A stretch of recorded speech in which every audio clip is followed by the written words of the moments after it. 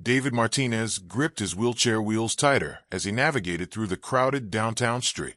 6 months ago, he was closing million-dollar deals from his corner office on the 32nd floor. Now, people avoided eye contact when they saw him rolling past. The accident had stolen more than his legs. It had stripped away his identity, his confidence, and his will to fight. The late afternoon sun cast long shadows across the pavement when he noticed them. Two small figures huddled against a brick wall, barely visible among the rushing pedestrians. The boys couldn't have been older than 5, their clothes torn and dirty, their bare feet blackened from walking on harsh concrete. One child clung desperately to his brother's arm, his eyes darting nervously at every passing stranger. David slowed his chair, curiosity overcoming his usual desire to avoid human contact. The bolder of the two boys stepped forward, his young face carrying an intensity that seemed impossible for someone so small. His dark eyes locked onto David's with unwavering determination. "Mister," the boy called out, his voice cutting through the street noise. "Wait, please." David stopped completely, something about the child's tone demanding attention. The smaller boy whispered urgently to his brother, trying to pull him back toward the safety of the wall. But the older child stood his ground, his small frame trembling with nervous energy. "We've been waiting here all day," the boy continued, taking another step closer to David's chair. "My name is Eli, and this is my brother Marcus. We don't have anywhere to go tonight." David's jaw tightened. He'd heard sob stories before, seen countless homeless people begging for money or food. His heart had hardened against such pleas months ago when his own world collapsed. But something about these children was different. Their desperation felt genuine, raw, and painfully real. "Look, kid," David started, his voice rougher than intended. "I'm not the person you want to ask for help. I can barely take care of myself." Eli stepped closer, close enough that David could see the hunger in his eyes and the protective way he positioned himself in front of his younger brother. The boy's next words would change everything. "I'll heal your legs if you promise to take care of my brother," Eli whispered, his small hand reaching out toward David's motionless limbs. David stared at the child in complete shock. The words hit him like a physical blow, stirring emotions he'd buried deep since his accident. Anger, hope, and disbelief crashed together in his chest. He wanted to laugh, to scream, to wheel away from this ridiculous scene. Instead, he found himself frozen, watching this barefoot boy who spoke of miracles as if they were possible. "What did you just say?" David's voice came out as barely a whisper. Marcus tugged frantically at his brother's shirt, tears streaming down his dirt-stained cheeks. "Eli, he's angry. Let's go. Please, let's just go." But Eli stood firm, his eyes never leaving David's face. "I can't really heal you," he admitted, his young voice carrying surprising honesty. "But I can pray. I can try. And maybe if someone believes hard enough, God will listen." David felt his throat constrict. The child's words cut through every wall he'd built around his heart. "You think prayer can fix what doctors couldn't?" he asked, his tone sharp with years of accumulated bitterness. "I don't know," Eli replied simply. "But my mama used to say that miracles happen when people care enough to try. She said God works through people who don't give up on each other." The mention of their mother sent a fresh wave of pain across both boys' faces. David realized these children had lost everything too. They understood abandonment, hopelessness, and the crushing weight of circumstances beyond their control. Yet here they stood, offering him something he'd stopped believing in, hope. "Your mother," David said quietly. "Where is she?"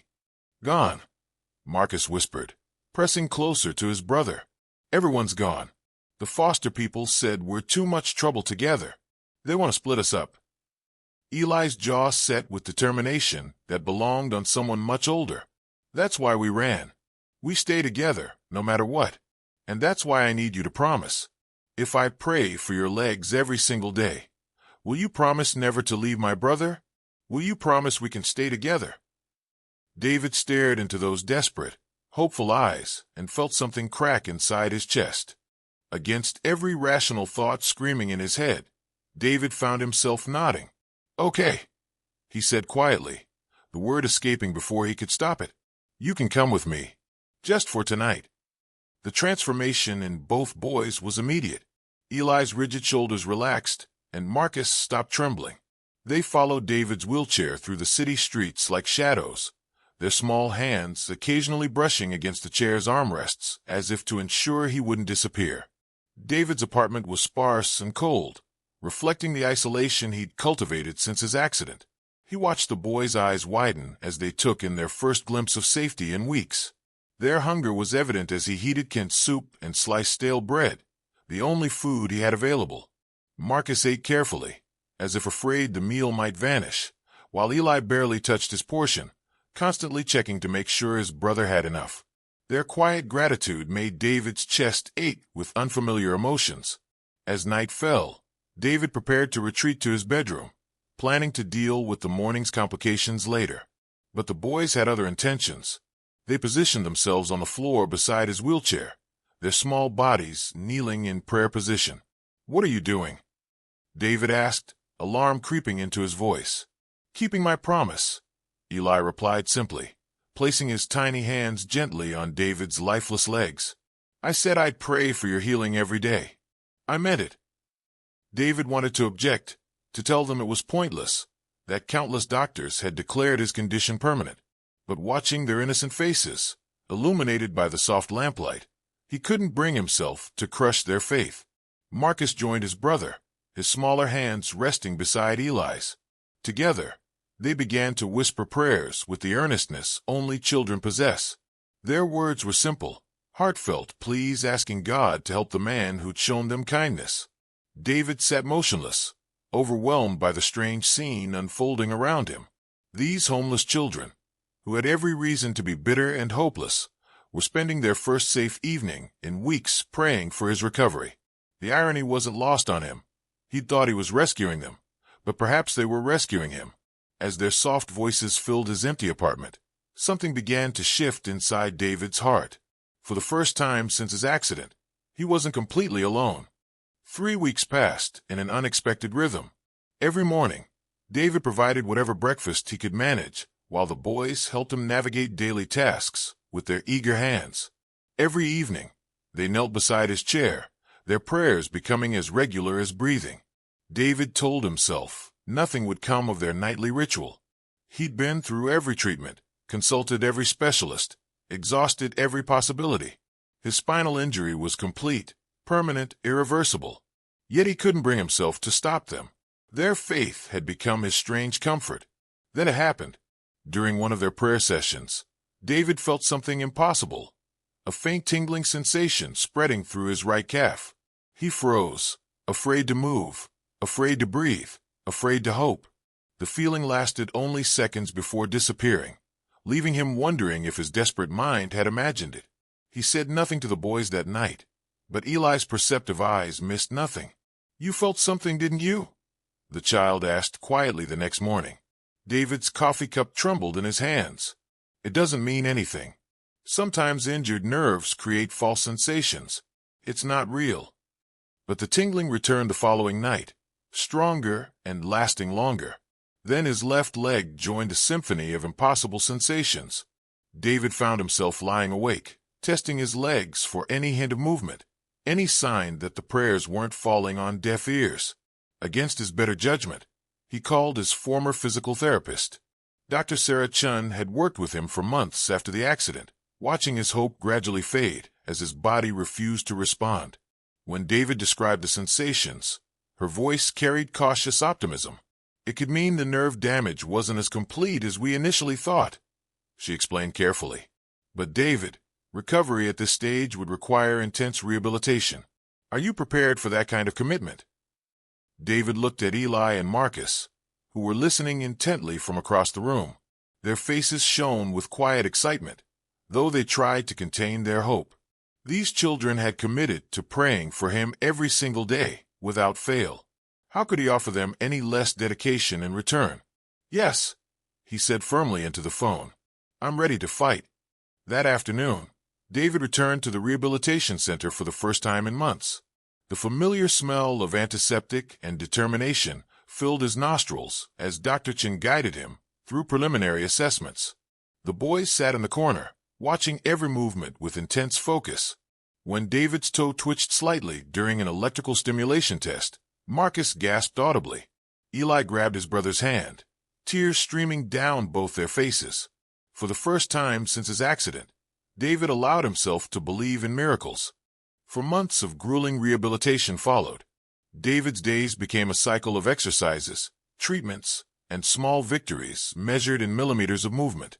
Every painful session was witnessed by two small boys who never missed an appointment, never stopped believing, and never failed to kneel beside his chair each evening. The first time David managed to shift his weight independently, Eli whooped with joy so loudly that other patients turned to stare. When David lifted his right foot 6 inches off the footrest, Marcus burst into tears of happiness. Their unwavering faith carried him through moments when the pain seemed unbearable and progress felt impossible. Dr. Chen watched in amazement as David's recovery accelerated beyond all medical predictions. "I've never seen anything like this," she admitted during one session. "Your determination is extraordinary, but there's something else happening here. Something I can't explain scientifically." David knew exactly what she meant. The something else was 2 orphan boys who had chosen to believe in healing when the world had given them every reason to doubt.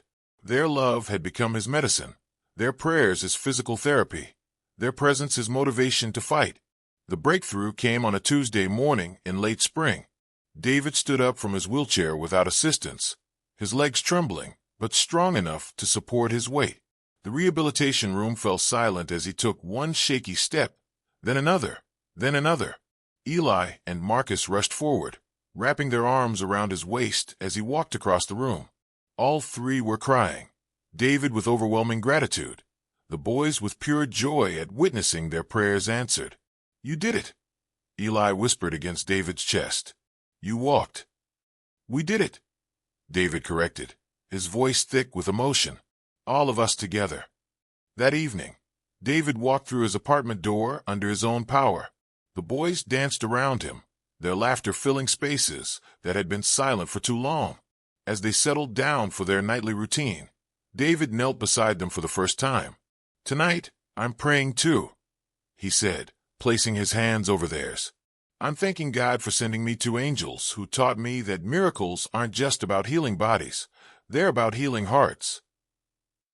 6 months later, David legally adopted both boys.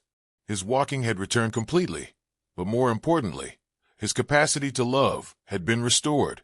The man who once saw only his limitations now saw infinite possibilities through the eyes of 2 children who had refused to give up on him. The promise had been kept on both sides. Eli's prayers had indeed brought healing, and David would never leave either boy behind. Together, they had created the miracle of a family.